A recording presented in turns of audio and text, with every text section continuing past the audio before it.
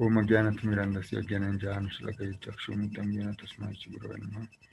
Sri Chaitanya Manavishtam Stapitam Yena Bhutale Swayam Rupa Kadama Sandati Sapadantikam Vandeham Shri Guru Shri Uttapada Kamalam Shri Guru Vaishnavascha Shri Rupam Sagra Jatan Sagana Raghunatam Vitam Tam Sajivam Sadvaitam Savadutam Parijana Saitam Krishna Chaitanya Devam Shri Radha Krishna Padam Sagana Lalita Sri Visatam Vitam Hare Krishna Karuna Sindhu Dinabantu Jagatpati Kopesha Gopika Kanta Radha Kanta Namaste Tapta Kanchana Gaurangi Radhe Vrindavanishwari Vrishabham Sutta Devi Pranamami Hari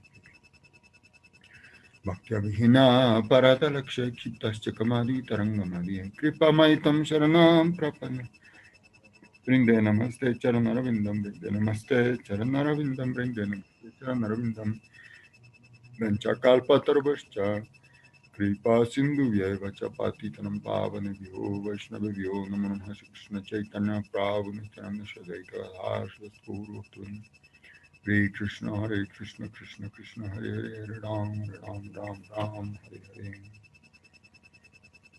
Ya hay devotos del Señor, entonces muchas gracias por conectarse dando pranams. Entonces le vamos a invitar por favor al Prabhu Advaita que arranque con la lectura de este segundo capítulo del cuarto canto del Srimad Bhagavatam. Gaur Hari Bol.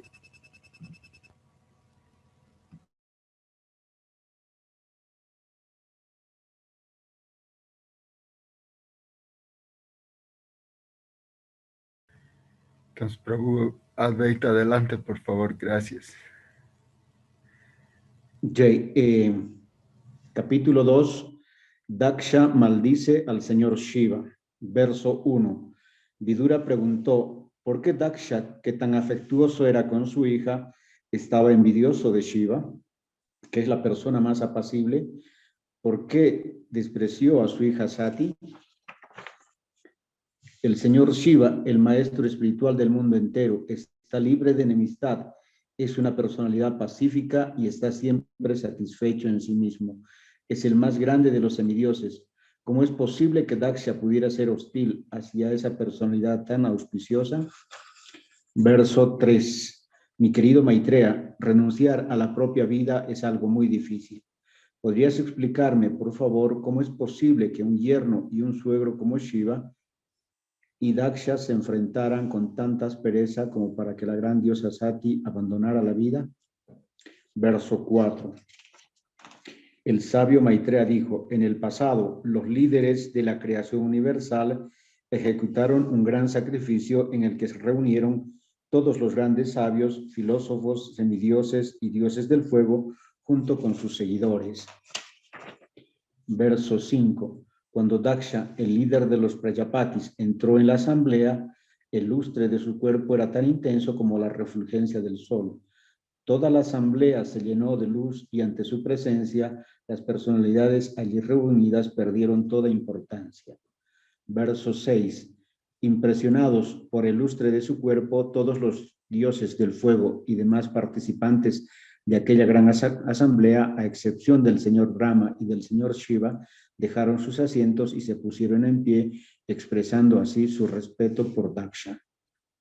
Verso 7. El señor Brahma, que presidía la asamblea, recibió a Daksha con las formalidades debidas. Después de presentar sus respetos a Brahma, Daksha, siguiendo su indicación, tomó asiento. Verso 8. Pero antes de sentarse, Daksha se sintió muy ofendido de ver que el señor Shiva permanecía sentado sin ofrecerle la menor muestra de respeto. En ese momento, Daksha se puso muy furioso. Con los ojos al rojo vivo, insultó al señor Shiva con durísimas palabras.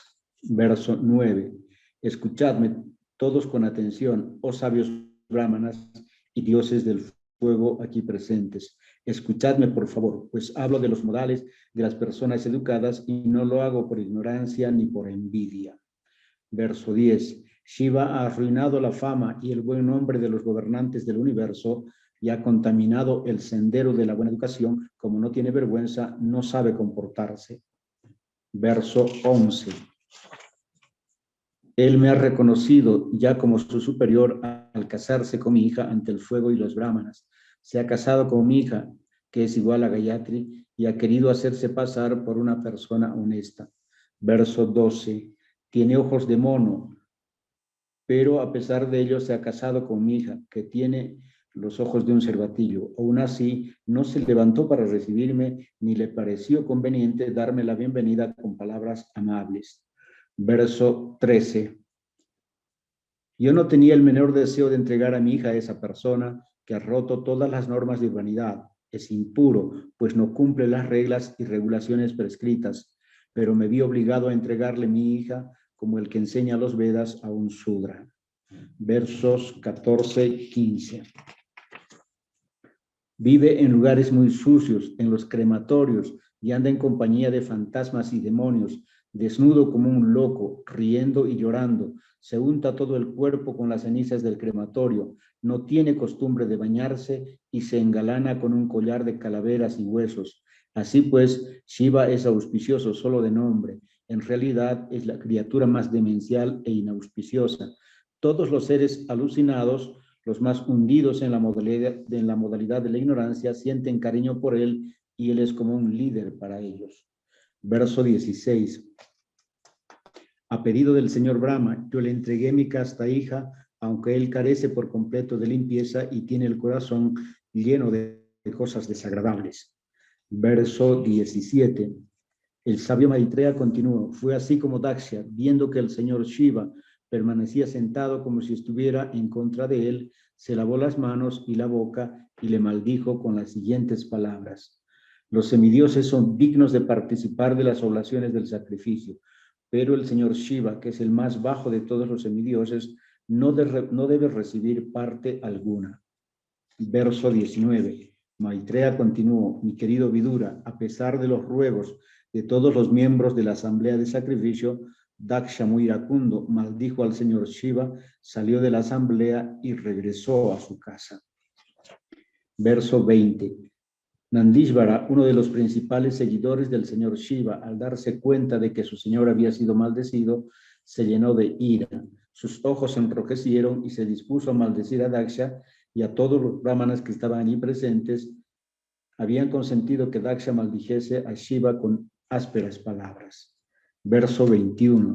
Todo aquel que haya aceptado a Daksha como la personalidad más importante, desdeñando al señor Shiva debido a la envidia, tiene poca inteligencia y por tener una visión dual de las cosas, se verá privado de conocimiento trascendental. Verso 22. Una vida familiar que pasa por ser religiosa, pero en la que predomina la atracción por la felicidad material y por consiguiente la atracción por las explicaciones superficiales de los Vedas, despoja de su inteligencia al jefe de la familia y hace que se apegue a las actividades fruitivas como si fuesen la única realidad.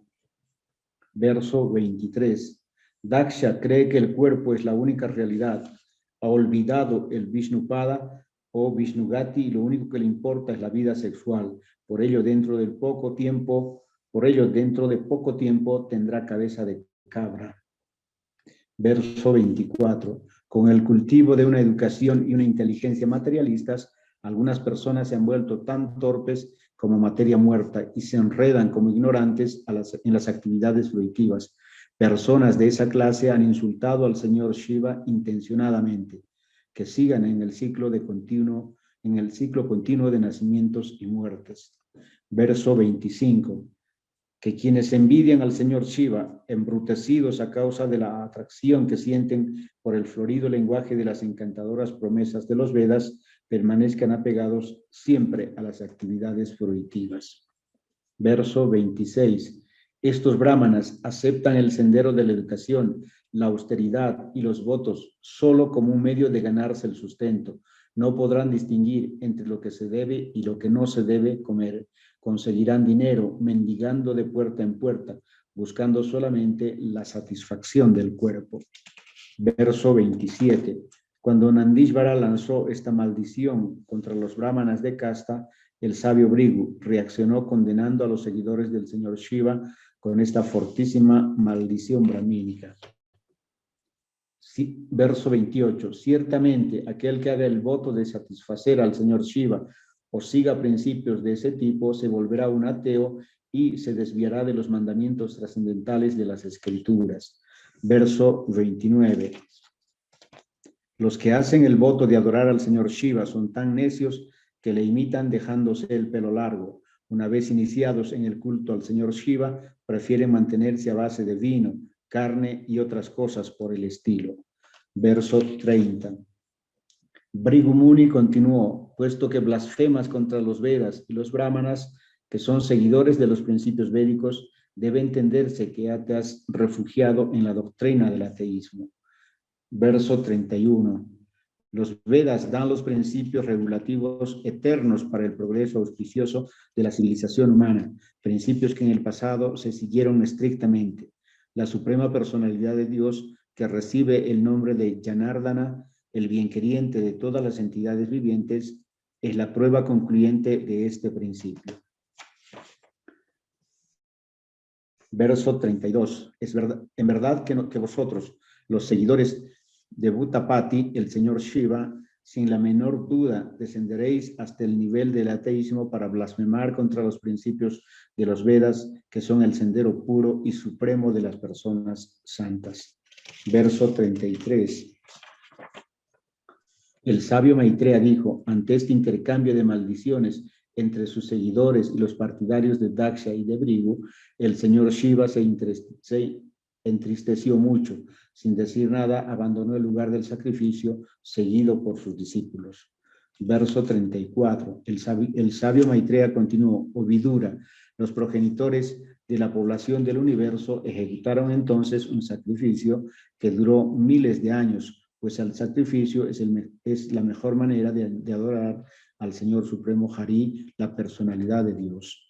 Verso 35. Mi querido Vidura, portador de arcos y flechas, después de completar la ejecución de Yajna, todos los semidioses participantes en el sacrificio se bañaron en la confluencia del Ganges y el Yamuna.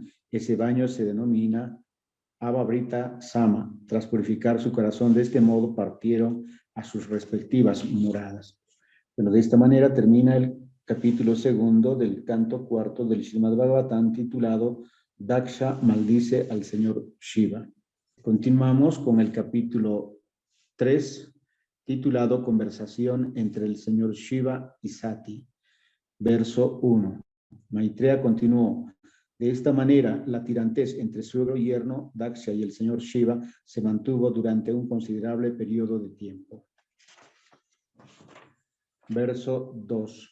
Cuando el señor Brahma designó a Daksha como líder de los Prajapatis, de los progenitores de la población, Daksha se envaneció enormemente. Verso 3. Daksha organizó su sacrificio, Vajapeya, y adquirió una confianza excesiva en el respaldo del señor Brahma. Después ejecutó otro sacrificio denominado Brihaspati Sava. Verso 4. Procedentes de distintas partes del universo, muchos brahmarshis, grandes sabios, semidioses ancestrales y otros semidioses asistían a la celebración de sacrificio junto con sus esposas que vestían sus mejores galas. Versos 5 al 7. Sati, la casta hija de Daksha, escuchó las conversaciones de los habitantes del cielo acerca del gran sacrificio que su padre estaba celebrando. Volaban hacia el lugar del sacrificio y pasaban cerca de su residencia, procedentes de todas direcciones, cuando vio a sus bellísimas esposas, cuyos ojos resplandecían de hermosura e iban vestidas con ropas de gala, adornadas con pendientes, collares y medallones. Sati se llenó de ansiedad y se dirigió a su esposo, el amo de los Bhutas, con las siguientes palabras. Verso 8. Sati dijo, mi querido señor Shiva, tu suegro está ahora ejecutando grandes sacrificios y todos los semidioses invitados por él se dirigen hacia allí. Si así lo deseas, nosotros también podemos ir. Verso 9. Estoy pensando en mis hermanas que deben de haber ido con sus esposos a una gran ceremonia de sacrificio para ver a sus familiares. Yo también deseo ponerme las alhajas que me dio mi padre y asistir contigo a esa asamblea. Verso 10.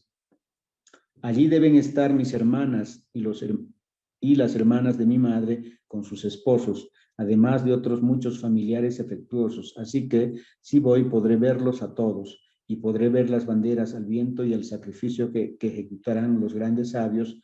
Mi querido esposo, todas estas razones me hacen estar muy ansiosa por ir. Verso 11. El cosmos manifestado es una creación maravillosa, producto de la interacción de las tres modalidades materiales, es decir, de la energía externa del Señor Supremo. Tú conoces esa verdad perfectamente bien, pero yo no soy más que una pobre mujer y, como sabes, no soy versada en esas cosas. Así que quiero ver de nuevo el lugar en que nací. Verso 12. Oh no nacido, oh tú que tienes la garganta azul, no son solamente mis familiares los que se dirigen hacia allí, sino que también van otras mujeres vestidas con lujosas ropas y bien adornadas, acompañados por sus esposos y sus amistades. Mira el cielo, qué bonito se ve con sus aviones blancos volando en grupos. Verso 13. Oh príncipe de los semidioses, ¿cómo no se va a poner impaciente el cuerpo de una hija al escuchar que en la casa de su padre se está celebrando un acontecimiento festivo? Tal vez pienses que no he sido invitada, pero no hay nada de malo en ir a la casa de un amigo, del esposo, del maestro espiritual o del padre sin haber sido invitado. Verso 14. Oh inmortal Shiva, por favor, sé bueno conmigo y cumple mi deseo. Me has aceptado como la otra mitad de tu cuerpo, así que por favor, sé bueno conmigo y concédeme lo que te pido.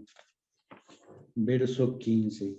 El gran sabio Maitreya dijo, ante esas palabras de su querida esposa, el señor Shiva, el liberador de la colina Kailas, contestó sonriendo, aunque al mismo tiempo recordó las siguientes y maliciosas palabras de Daksha, que Daksha pronunció ante los guardianes de los asuntos universales. Verso 16. El gran señor contestó, mi querida y hermosa esposa, tú has dicho que se puede ir a casa de un amigo sin haber sido invitado, lo cual es cierto, siempre y cuando el amigo no busque defectos a su huésped debido a la identificación con el cuerpo y acabe irritándose con él. Verso 17. Aunque la educación, la austeridad, la riqueza, la belleza, la juventud y la herencia son las 6 cualidades de las personas más elevadas, el que se enorgullece de poseerlas se ciega, pierde la cordura y no es capaz de reconocer las glorias de grandes personalidades. Verso 18. Aun cuando se trate de un pariente o de un amigo, no se debe visitar la casa de nadie que tenga la mente perturbada y que mire al huésped con el ceño fruncido y los ojos llenos de ira. Verso 19. El señor Shiva continuó, las heridas de las flechas de un enemigo no son tan dolorosas como las punzadas de las palabras crueles de un familiar, pues ese dolor continúa lacerando el corazón noche y día. Verso 20. Mi querida esposa de blanca tez, aunque Daksha tiene muchas hijas, está claro que tú eres su preferida, pero si vas a su casa no te honrará debido a que eres mi esposa. Al contrario, te sentirás desgraciada por tu relación conmigo. Verso 21. Aquel que actúa movido por el ego falso siempre está afligido, tanto mental como físicamente, y no puede tolerar la opulencia de las personas autorrealizadas. Incapaz de alcanzar el nivel de autorrealización, siente tanta envidia por esas personas como los demonios por la suprema personalidad de Dios. Verso 22. Mi querida y joven esposa, es cierto que los amigos y los familiares se intercambian saludos levantándose, dándose la bienvenida y ofreciéndose reverencias, pero los que se han elevado al plano trascendental son inteligentes y ofrecen esas muestras de respeto a la superalma que está dentro del cuerpo y no a la persona que se identifica con el cuerpo. Verso 23. Yo estoy siempre ocupado en ofrecer reverencias al Señor Vasudeva en un estado de conciencia de Krishna pura. En ese estado de conciencia de Krishna, en que la conciencia es siempre pura, la suprema personalidad de Dios Vasudeva se revela sin ningún tipo de cubierta. Verso 24. Por lo tanto, no debes ir a ver a tu padre, aunque sea quien te dio el cuerpo, pues él y sus seguidores tienen envidia de mí. Por envidia, oh muy adorable Sati, me han insultado con palabras crueles a pesar de que soy inocente. Verso 25. Si a pesar de mi consejo decides ir sin tener en cuenta mis palabras, no te aguarda un buen futuro. Tú eres muy digna de respeto y el insulto de tu familiar equivaldrá a la muerte inmediata.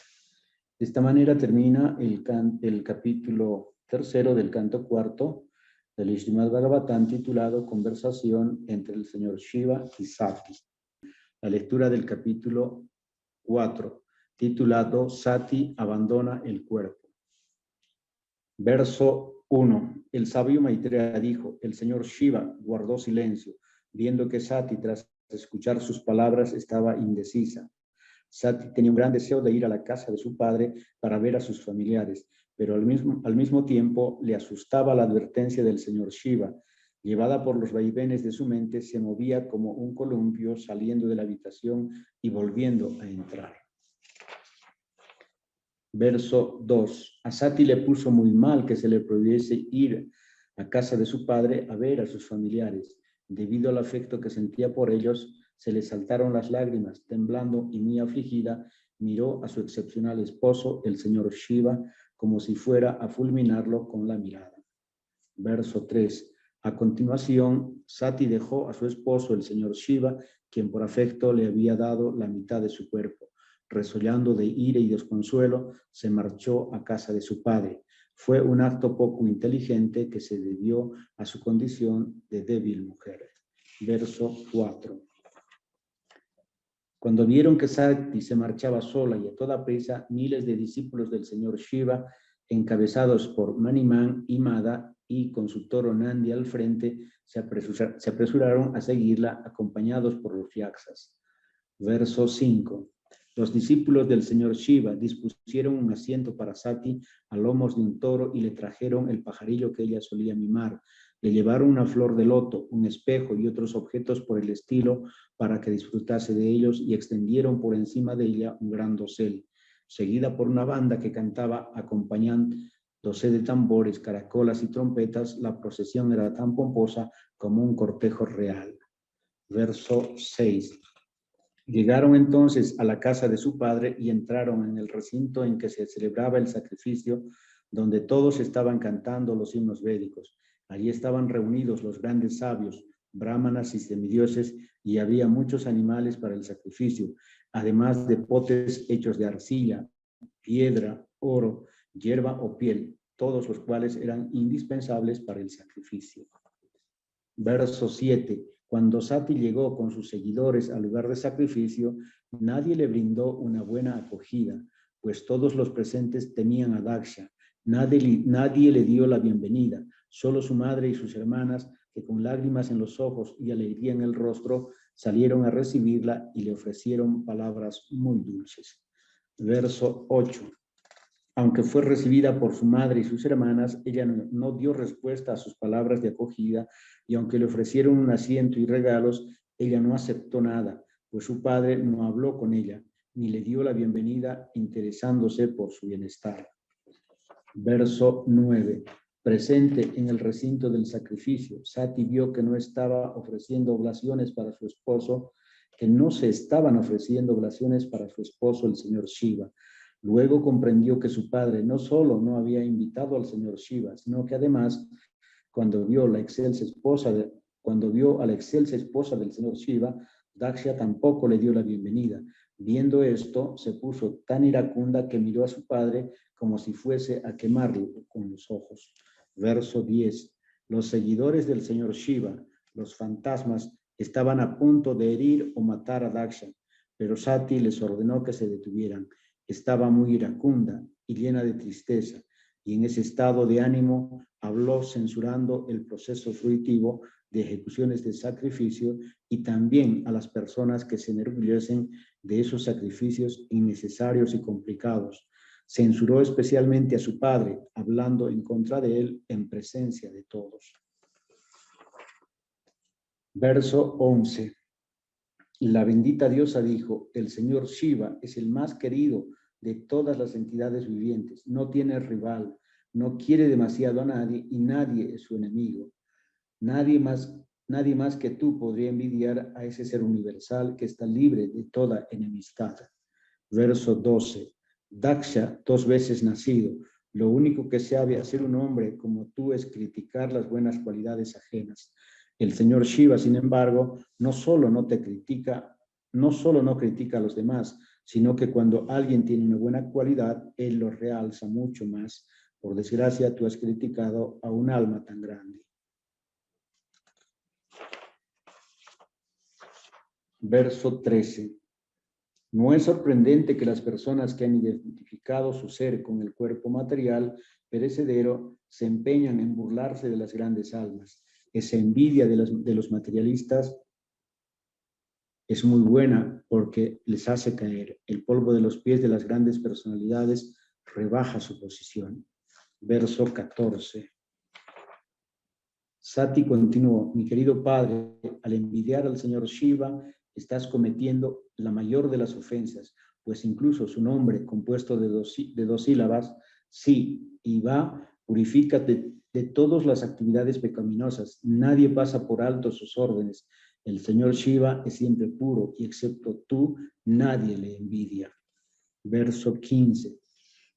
Tú tienes envidia del señor Shiva, que es el amigo de todas las entidades vivientes que pueblan los 3 mundos. Él cumple todos los deseos del hombre común y bendice también a las personalidades elevadas que buscan Brahmananda, felicidad trascendental, pues se ocupan en pensar en sus pies de loto. Verso 16. ¿Tú crees que el señor Brahma y otras personalidades que son más grandes y respetables que tú no conocen a ese personaje inauspicioso que lleva el nombre de señor Shiva? Se relaciona con los demonios en el crematorio, lleva el cabello enmarañado y desordenado por todo el cuerpo y un collar de cráneos humanos. Además se unta con cenizas del crematorio, pero a pesar de todas esas cualidades inauspiciosas, grandes personalidades como Brahma le rinden honores, aceptando las flores ofrecidas a sus pies de loto y sosteniéndolas con gran respeto sobre sus propias cabezas. Verso 17. Sati continuó, si alguien escucha a un irresponsable blasfemar contra el amo y controlador de la religión, debe taparse los oídos y marcharse en caso de que no pueda castigarle. Pero si puedes matarle, entonces debe emplear la violencia, cortarle la lengua al blasfemo y matar al ofensor. Después debe abandonar su propia vida. Por lo tanto, verso 18. Por lo tanto, no voy a cargar más con este cuerpo indigno que he recibido de ti, que has blasfemado contra el señor Shiva. Para quien haya tomado comida venenosa, el mejor tratamiento es vomitar. Verso 19. Es mejor cumplir con los propios deberes que criticar los ajenos. Los trascendentalistas elevados pueden a veces prescindir de las reglas y regulaciones de los Vedas, pues no necesitan seguirlas. Son como los semidioses que viajan por el espacio, mientras que los hombres comunes viajan por la superficie de la tierra. Verso 20. Las directrices de los Vedas regulan 2 tipos de actividades. Por un lado, las actividades de los apegados al disfrute material y por otro, las actividades de los que están desapegados de la materia.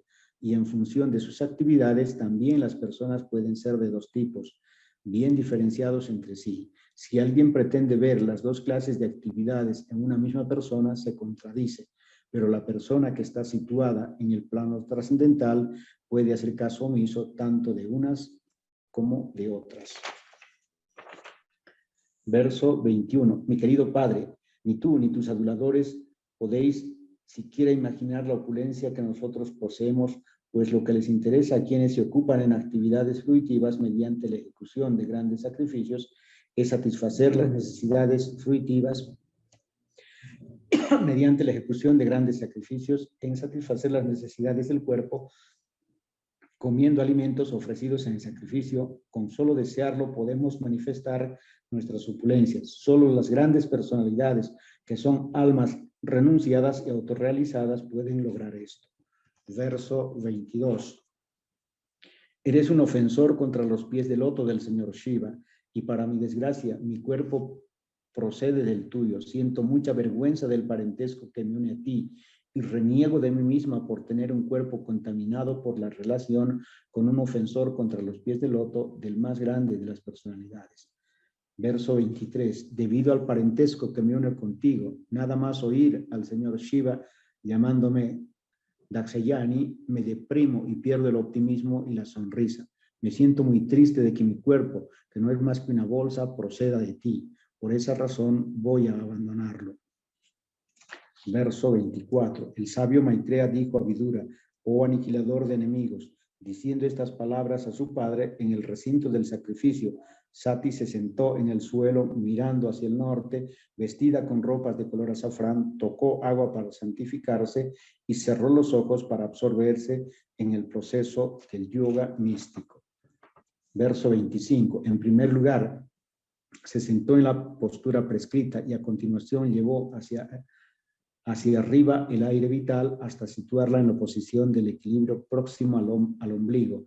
Después elevó el aire vital mezclando con inteligencia hasta su corazón y luego gradualmente hasta el conducto pulmonar y desde allí hasta el entrecejo. Verso 26. Pues así, fue así como para abandonar su cuerpo, el mismo cuerpo que se había sentado respetuosa y afectuosamente en el regazo del señor Shiva, a quien adoran los grandes sabios y santos, Sati, debido a la ira que su padre le inspiraba, comenzó a meditar en el aire ardiente del interior del cuerpo. Verso 27. Sati concentró totalmente su meditación en los santos pies de loto de su esposo, el señor Shiva, quien es el maestro espiritual supremo del mundo entero. De esa manera se limpió por completo de toda mancha de pecado y meditando en los elementos ígneos, abandonó el cuerpo envuelta en un fuego ardiente. Verso 28. Cuando Sati, iracunda, aniquiló su cuerpo, por todo el universo se levantó un clamor tumultuoso. ¿Por qué razón Sati, la esposa del señor Shiva, el semidios más respetable, había abandonado el cuerpo de aquella manera? Verso 29. Daksha era Prajapati, el sustentador de todas las entidades vivientes, y Sati, además de ser casta, era una gran alma. Resultaba inconcebible que Daksha hubiera sido tan irrespetuoso con su propia hija como para que ella abandonase el cuerpo debido a su desprecio.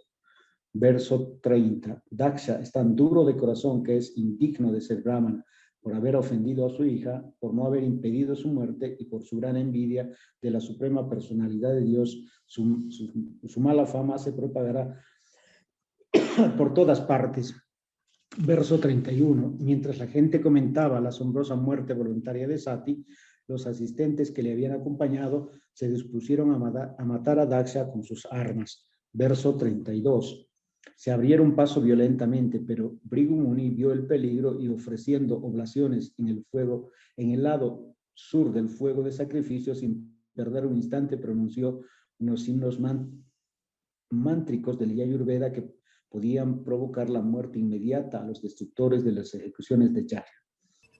33. Tan pronto como Bhrigu Muni ofreció las oblaciones al fuego, se manifestaron muchos miles de semidioses denominados Ribus. Todos ellos habían obtenido su fuerza de Soma, la luna, y eran muy poderosos. 34. Cuando los semidioses Ribu atacaron a los fantasmas y gujiacas con leña medio quemar tomada del fuego del Yagya, los asistentes de Sati huyeron en todas las direcciones y desaparecieron. Ello se debió simplemente a la acción de Brahma Tejas, el poder brahmánico. Entonces así termina el cuarto capítulo de este cuarto canto.